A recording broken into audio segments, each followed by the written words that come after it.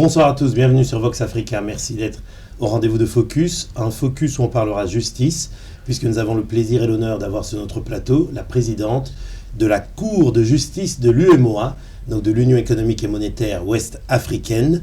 Elle est donc ici, elle va nous parler justement de droit communautaire, des missions et du rôle justement de cette instance. Madame Joséphine Suzanne Eba-Touré, bonsoir. Bonsoir. Merci d'avoir accepté de répondre aux questions de Vox Africa.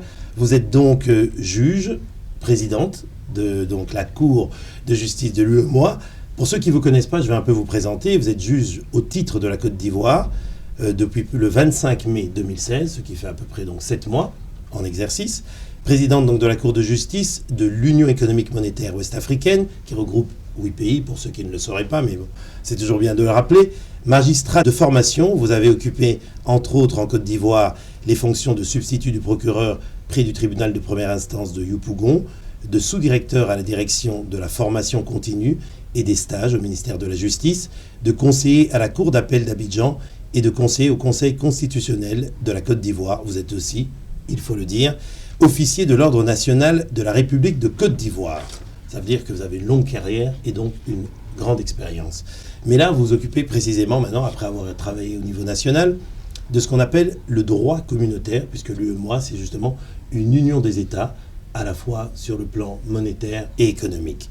Alors, on connaît bien sûr la Commission, la conférence des chefs d'État et de gouvernement, mais il y a beaucoup d'instances au sein de l'UEMOA. Je vais en citer quelques-unes. Il y a la Cour des comptes, il y a le comité interparlementaire, il y a aussi le Conseil du travail et du dialogue social, et puis il y a aussi la Cour de justice. Alors, la Cour de justice, elle touche bien sûr, comme je pourrais dire, à des matières très importantes, ce droit communautaire qui règle les relations entre les États qui ont signé justement ce traité de l'UEMOA, mais aussi qui a une incidence sur la vie des gens. Et malheureusement, les gens ne le savent pas suffisamment que les décisions qui sont prises au niveau de l'instance supranationale ont des influences sur leur vie quotidienne. Je parlerai en matière justement de commerce, en matière de concurrence, en matière même de fiscalité, en matière de liberté de circulation des biens et des personnes. Alors ça a été créé par l'article 38 du traité de l'UEMOA. La fonction donc de la Cour de justice, c'est veiller au respect du droit quant à l'interprétation et à l'application du traité de l'Union. On peut dire en quelque sorte que vous êtes la gardienne du temple. Eh oui, en tant que personne, je ne dirais pas que je ne suis rien, mais les juges, les membres de la Cour de justice sont les gardiens de ce temple-là. Et comme vous l'avez dit tantôt, nous sommes 8. Et 8 à raison des 8 pays qui composent l'UEMOA. Donc chaque pays a un représentant qui est en fait un juge qui est au titre d'un pays. Dites-nous, est-ce que ce juge, il est nommé, désigné par le pays ou il y a un vote, une élection, ça se passe comment? Chaque pays désigne le juge qu'il désire voir le représenter au niveau de la Cour de justice de l'UEMOA. Et le nom de ce juge-là, ou de cette personne-là, qui peut être juge, qui peut être avocat, qui peut être de l'administration, mais c'est une personne très compétente ou qui est connue pour sa grande expérience et sa grande compétence en matière juridictionnelle ou administrative. Donc le pays propose le nom de ce juge-là à la conférence des chefs d'État, et la conférence des chefs d'État, par un acte additionnel, nomme cette personne membre de la Cour de justice de l'UEMOA. Lorsque donc tous les membres sont installés, oui. Et bien avant, il y a une élection qui se fait au sein des 8 membres qui sont nommés. Et ces 8 membres-là élisent en leur sein un président pour une durée de 3 ans renouvelable. Après que le président ait été élu, les autres fonctions sont partagées entre les différents juges en fonction de l'âge et de l'ancienneté. Et justement, le président, la présidente en l'occurrence, je veux dire, quel est son rôle au sein justement de cette instance? Puisque vous dites, ils sont 8 à être désignés. Ensuite, eux, il faut une élection en interne. Une personne devient présidente et les autres se répartissent les différents rôles. Bon, d'abord, il faut dire que nous sommes tous nommés pour 6 ans. Oui. D'accord, 6 ans renouvelables. Et donc, à notre sein, nous élisons un président pour 3 ans. Ça peut être renouvelé ou pas. Au bout de 3 ans, on fait une autre assemblée élective au cours de laquelle un président est élu. Donc après, il y a les fonctions de juge c'est-à-dire de ceux qui, comme on appelle dans le droit commun, juge du siège, de ceux qui tranchent, et les fonctions d'avocat général. Mais ce n'est pas l'avocat général au sens du droit commun de parquetier. C'est juste des avocats généraux et les juges pour avoir un peu la contradiction et pour l'enrichissement des décisions. Voilà. Et vous coordonnez tout ça en fait. Oui, la présidente, comme je dis, dans tout groupe, il faut un chef. Donc le chef joue le rôle de coordonnateur, d'administrateur, mais nous tranchons ensemble. Donc toute seule, je ne sais rien, c'est un collège de juges. Voilà, parce qu'en tant que présidente, je ne peux pas rendre une décision toute seule. Il faut un quota, il faut une majorité, il faut un quorum. Donc le président en tant que tel ne fait pas la cour. La cour est composée de la présidente, des juges et des avocats généraux. Un mot peut-être sur votre parcours, hein. On l'a dit là, une grande expérience au niveau, si on peut dire, national, local, hein. Tribunal de première instance, et puis après au niveau aussi de la formation continue, c'est-à-dire l'apprentissage pour la magistrature. Est-ce que vous aviez déjà cette vocation à vous occuper de droit communautaire? Bon, j'aimerais dire que grande expérience, ce serait trop prétentieux de ma part. Une expérience certaine. Une expérience qu'on peut accepter. Et vraiment, j'aimerais dire que c'est peut-être mon passage à la direction de la formation continue des stages au niveau du ministère de la Justice qui, je crois, a motivé un peu cette envie aussi de faire de la vulgarisation du droit et surtout d'aller vers les étudiants, les centres de formation et avec l'appui de mes collègues, des autres membres qui, certains, ont une très grande expérience, qui nous apportent beaucoup. Donc c'est un peu un mélange de juges très anciens et de juges un peu plus jeunes. Donc je pense que l'un dans l'autre, ensemble, nous allons arriver à faire connaître ce droit communautaire-là, qui est peut-être tout jeune, qui n'est pas connu, mais qui doit être su, qui mérite d'être su, parce que nous n'aurons pas le choix. Je pense que nous allons aujourd'hui de l'État-nation à l'État-région. Donc je pense que toute société bien structurée et accompagnée par le droit, il faut que nous connaissions ce droit-là. Et quand vous étiez justement responsable donc, de cette formation continue et des stages des magistrats au niveau de la Côte d'Ivoire, vous avez senti qu'il y avait justement, je ne dirais pas une méconnaissance, mais peut-être ils ne connaissaient pas suffisamment le droit communautaire. Il y avait ce besoin de renforcer au niveau des magistrats nationaux, je veux dire, le recours à des cours ou à des formations continues, des séminaires et autres, pour qu'ils se forment et qu'ils soient tout le temps mis à jour du droit communautaire? Oui, lorsque j'étais sous-directeur de la direction de formation et des stages au niveau du ministère de la Justice de Côte d'Ivoire, nous avions aussi un besoin de formation. Et en ce moment, ce dans quoi j'étais, c'était plutôt la vulgarisation des normes WADA. Ce n'est pas pour cela que je suis là, mais c'est pour dire que tout comme nos lois communautaires de l'UEMOA, le WADA aussi était très jeune.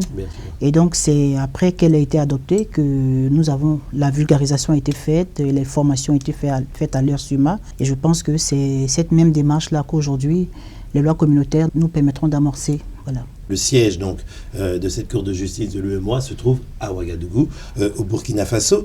Alors revenons sur cette vulgarisation, je dirais, ce devoir de pédagogie, d'expliquer justement au commun des mortels qui va nous voir à travers cette interview, nous écouter, ce que fait la Cour de justice, quelles sont ses compétences, son territoire justement de compétences, et quelle aussi sa matière. Alors sa matière, on l'a dit, c'est le droit communautaire, sa mission, on l'a dit. Dites-nous quelles sont ses compétences. Je vais faire le plus simple possible.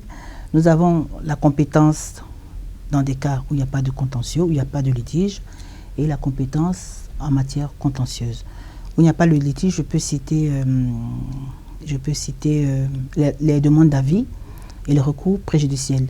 Les demandes d'avis peuvent émaner des organes de l'Union pour demander l'avis de la Cour sur la compatibilité d'un accord en cours de traitement ou d'un accord existant par rapport à la loi communautaire, ou aussi lorsqu'un organe se rend compte qu'il ne comprend pas bien une loi communautaire lors de son application, il peut saisir la Cour de justice pour avoir son avis.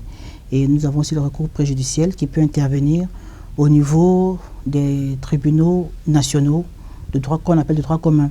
Si au cours d'un dossier ou d'un litige, le juge se rend compte que la loi ou une partie de la loi qui lui est soumise pour application est la loi communautaire, le juge peut saisir la Cour de justice dans le cadre du recours préjudiciel pour demander l'avis de la Cour de justice.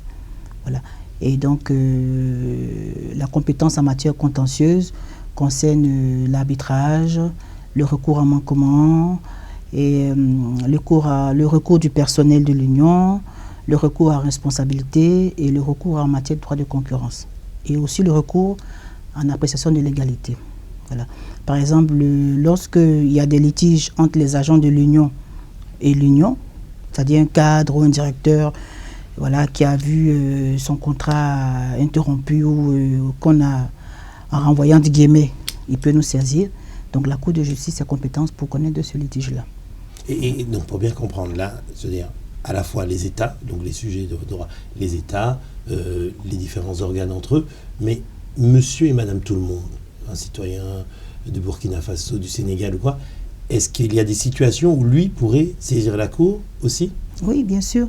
Le citoyen lambda peut nous saisir, mais il doit être assisté d'un avocat. Comme tout recours devant la Cour est fait avec l'assistance d'un avocat. Si par exemple vous vous rendez compte qu'un acte qui émane d'un organe de l'Union vous pose un problème, vous pouvez saisir la Cour en appréciation de l'égalité de cet acte-là. Voilà. Et la Cour va trancher. Et la décision de la Cour, elle est supérieure à celle de la décision de la justice nationale? Non, d'abord, la justice nationale n'est pas compétente, ouais, pour connaître de la légalité d'un acte émanant du traité. Un acte émanant d'un acte de l'organe. Oui. Voilà pourquoi j'ai dit que si au cours d'un litige, il y a un problème de droit communautaire qui se pose, mais si c'est le droit communautaire qui est vraiment même l'objet de la saisine, le juge national n'est pas compétent. Mais si un problème de droit communautaire se pose dans un litige qui relève de la compétence du juge national, oui, il peut suspendre et saisir la Cour de justice en recours préjudiciel s'il statue en premier ressort. Mais s'il statue en premier et dernier ressort, ce juge-là doit saisir obligatoirement la Cour de justice pour donner l'interprétation ou l'essence de la loi communautaire. Maintenant, si c'est l'acte d'un organe, un texte qui émane d'un organe ou un acte qui pose problème, qui crée un préjudice à un citoyen lambda, il doit s'agir de la Cour de justice pour aller en annulation de cet acte-là qui lui cause un préjudice. Alors, quand on parle souvent en droit, on parle de traditions différentes, tradition droit romain et puis tradition common law, plutôt du droit anglo-saxon, où il y a plus un recours à la jurisprudence en fait, qui crée justement la loi. Ici, on se trouve dans quelle tradition au niveau de la Cour de justice de l'UEMOA? On est plus dans la tradition où c'est le texte de loi qui fait référence et qui fait droit, c'est ça? Dans tous les droits, le texte de loi fait droit, oui, mais souvent la loi peut être silencieuse, la loi peut être insuffisante. Dans ce cas-là, le juge peut faire œuvre prétorienne et créer la loi. C'est ce qu'on appelle la jurisprudence. Exactement. Voilà. Et ici, vous avez beaucoup recours dans la pratique justement de la Cour de justice de l'UEMOA. La jurisprudence, c'est-à-dire l'expérience du passé influence justement les décisions actuelles? Je dirais oui et non. Dans tous les cas, comme je dis, chaque dossier est spécial. Aucune décision antérieure ne doit pouvoir lier le juge pour une autre décision. Voilà. Parce que les cas ne sont pas les mêmes. Voilà. Mais la Cour, comme on dit effectivement, a une jurisprudence. Si on vous pose un problème avec les mêmes causes, c'est-à-dire il y a le même problème de droit se pose, vous ne pouvez pas donner une décision contraire à celle qu'on a donnée il y a 2 ans. Si les faits sont les mêmes, pratiquement, et les lois invoquées sont les mêmes. Dans ce cas-là, il y a une jurisprudence. Mais la jurisprudence ne lie pas le juge. La jurisprudence peut évoluer par rapport à l'évolution de la loi, tout comme la loi. C'est-à-dire que si la loi a évolué, donc la jurisprudence qui va suivre va aussi évoluer. Elle ne va pas être la même qu'avant parce que la nouvelle loi vient effacer l'ancienne.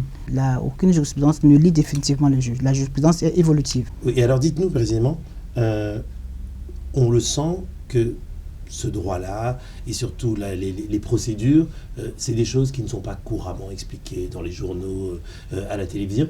Donc vous avez, votre institution, mais vous aussi personnellement, vous avez eu ce besoin de vulgarisation. Et ce besoin de vulgarisation, vous allez l'exercer de quelle manière? Là, vous faites une interview pour une télévision généraliste, c'est pas pour un organe, comme on dit, de spécialistes du droit, mais à part ça, quelle est votre stratégie là-dedans? Bon, comme je dis tantôt, le mois est jeune. Cela va aussi dire que le droit qui qui soutient cette union-là aussi est jeune. Et elle a besoin d'être connue. Nous avons la jeunesse, et nous avons la population à qui cette loi est destinée, qui n'est peut-être plus en grande majorité analphabète, mais qui, on a toujours une grande majorité de personnes qui ne savent même pas lire, et aussi qui ne s'intéressent pas à la loi. Parce que l'Africain a souvent pour habitude de régler tous les litiges à l'amiable, ou du moins c'est sous la table comme on dit, mais aujourd'hui tout le monde sent le besoin d'aller vers la justice parce que ça donne plus de garanties. Donc quand nous sommes venus à la cour avec la nouvelle équipe, nous sommes rendus que nous n'avons pas autant de saisines. Ce n'est pas parce que la cour ne veut pas travailler, parce que pour que la cour puisse travailler, il faut bien qu'elle soit saisie. Et pour qu'elle soit saisie, il faut que les personnes qui vivent avec cette loi-là savent dans quel cas elles peuvent nous saisir ou pas. Donc nous avons mis en place une politique de vulgarisation et voilà, qui se traduit en plusieurs axes. D'abord, nous allons faire des séminaires de vulgarisation et de formation. La première, ça, c'est pour les praticiens du droit. Pas forcément les praticiens, parce que nous avons eu un séminaire régional qui s'est tenu à Cotonou il y a quelque temps, où nous avons réuni les étudiants. Il y a eu des étudiants, il y a eu le corps judiciaire. Nous avons pris les directeurs de formation des instituts judiciaires ou des ENAM, des écoles nationales de magistrature. Nous avons invité les gendarmes, les gens de la société civile, les gens aussi qui s'occupent de l'économie et tout cela, les journalistes, vous avez été invités. En fait, toutes les personnes des couches sociales qui sont intéressées à ce droit-là. Donc, outre ça, nous avons aussi créé un site qui sera alimenté avec nos lois, la loi communautaire, nos décisions, la jurisprudence, et nous allons peut-être même accepter ou recevoir, nous espérons pouvoir avoir des commentaires des professeurs. Et puis, nous avons eu aussi en marge de ce séminaire-là des réunions avec des doyens de faculté de droit qui ont vraiment qui ont émis le besoin de connaître cette loi-là. Et donc, nous allons voir avec eux comment insérer une rubrique ou du moins des matières, faire une place au droit communautaire dans l'enseignement, même au niveau des universités et des instituts de droit. Voilà. Question. Et aussi, nous allons faire avec l'appui de la commission, publier le bulletin officiel, un peu comme une revue de droit, dans lequel nous aurons toutes nos lois. Et nous allons peut-être codifier aussi, nous allons sûrement codifier les lois communautaires. Comme nous avons aujourd'hui le code pénal, le code des affaires OHADA, nous aurons comme ça aussi nous allons codifier la loi communautaire. Actuellement, il n'y a pas de code UEMOA? Non, il n'y a pas de code de loi, de code concernant les lois communautaires. C'est des directives, des décisions un peu éparses. Et en fonction du domaine qui vous concerne, vous allez au service, vous avez les lois. Mais ceux qui s'y intéressent, je connais 2 ou 3 avocats qui s'intéressent et qui ont les liens. Donc, ils sont à chaque fois en pied à tête des décisions qui sont prises. Et même, nous allons aussi proposer à chaque pays, avec l'appui encore de la commission qui est en fait le gros organe administratif de l'Union, de traduire les lois dans les langues nationales au niveau de chaque pays. Et justement, c'était ma question. Je veux dire, quelle est la langue de pratique? Je veux dire, quand on voit les pays de l'UEMOA, c'est la plupart des pays francophones, sauf la Guinée-Bissau, qui, elle, parle portugais. Donc, la pratique, vous... du droit communautaire, se fait en quelle langue? En principe, il n'y a pas... C'est la langue du français. Oui. Maintenant, avec l'entrée, parce que la Guinée-Bissau est entrée bien après les autres pays, sûr. donc tout cela c'est en cours, parce qu'ils ont émis le besoin de cette traduction-là. Donc, outre le problème de la Guinée-Bissau, nous avons aussi d'autres langues. Donc, au niveau de chaque pays, les pays verront quelles sont les langues prédominantes dans lesquelles il faudra bien que les textes de loi soient traduits. Nul n'est censé ignorer la loi. En l'occurrence, dans le cas d'espèce, ce n'est pas le cas, puisque ce droit communautaire, très important, de plus en plus important, il est aujourd'hui assez grandement ignoré. Oui, c'est le constat que nous faisons. Et comme je l'ai dit, ce n'est pas peut-être une excuse, mais c'est un droit qui est jeune. Voilà, même le droit pénal qui est connu, ce n'est pas tout le monde qui connaît ce droit-là. Je vous demanderai, on vous posera des questions sur le droit sur le droit OHADA ou sur le droit pénal, vous ne pourrez pas avoir des réponses précises. Donc, nous allons procéder à la vulgarisation. Et puis, on laissera le temps aux gens de s'en imprégner. Et c'est au fur et à mesure des saisines, au fur et à mesure même que la population s'imprègne même de l'existence de l'UEMOA, de cette intégration-là. Parce que la loi accompagne l'intégration. Et quand l'intégration elle-même sera effective, cela ira de soi. Madame la Présidente, vous avez utilisé tout à l'heure une formule assez originale et assez intéressante de mon point de vue. Vous dites, on passe des États-nations aux États-régions. Et c'est vrai que c'est un mouvement global. On peut parler aussi de la mondialisation. Donc on voit tout ça, mais ça entraîne beaucoup de changements, de bouleversements, justement même au niveau du droit, hein, donc de la chose juridique. Comment voyez-vous l'évolution justement de ce droit communautaire et particulièrement celui de l'UEMOA? Mais je vois cette évolution de manière très positive parce que l'intégration se fait très bien. Aujourd'hui, vous voyez que la circulation est très fluide et nous avons vraiment sauté un pas de géant. Voilà pourquoi il faut que la loi avance. Et ce qui est plus difficile, c'est de faire comprendre aux personnes que leur loi nationale va se fondre dans la loi communautaire. Parce qu'on est tous jaloux de notre petite souveraineté, entre guillemets. Mais je pense qu'avec la politique d'explication qui va se faire, la politique de vulgarisation qui va se faire, et chaque pays à son niveau essaie de faire comprendre à ses ressortissants la nécessité de l'intégration. Et avec tout ce qui est mis en marche, je pense que les choses évoluent bien. Voilà.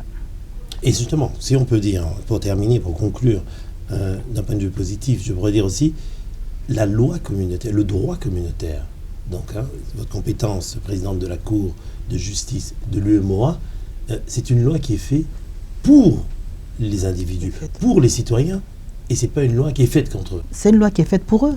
Aucune loi n'est faite contre le citoyen. Exactement. La loi est faite pour organiser la vie en société, pour que, comme on dit dans le jargon, votre liberté s'arrête où commence celle de l'autre. Donc il faut de la loi pour organiser la société, pour que chacun sache où s'arrête sa liberté, où commence celle de l'autre. Voilà. Merci beaucoup, Madame Eba Touré, présidente donc, de la Cour de justice de l'UEMOA. Qu'est-ce qu'on peut souhaiter à la Cour de justice? Mais je souhaiterais à la Cour de justice de réussir sa mission, qui est de veiller au respect de la loi communautaire à travers son interprétation et son application. Et que la Cour de justice soit connue par ses destinataires. Je ne dis pas qu'elle soit saisie à chaque fois parce que moins il y a de problèmes. Quand la Cour est saisie, c'est qu'il y a des problèmes. Donc je ne dis pas que je ne veux pas que la Cour de justice soit saisie, mais je veux qu'elle soit le premier recours en cas de problème, qu'il n'y ait pas d'autres recours. Je ne veux pas dire de mots, mais au lieu d'aller se battre, venez à la Cour de justice, vous aurez le droit et vous aurez la paix. Très bien, merci beaucoup Madame Joséphine Suzanne Eba Touré. Je rappelle donc que vous êtes présidente de la Cour de justice de l'UEMOA. Merci pour cet entretien. Je vous remercie. Merci à vous, chers téléspectateurs, pour votre fidélité à Vox Africa. Restez sur votre chaîne. On se retrouve prochainement. À bientôt. Au revoir.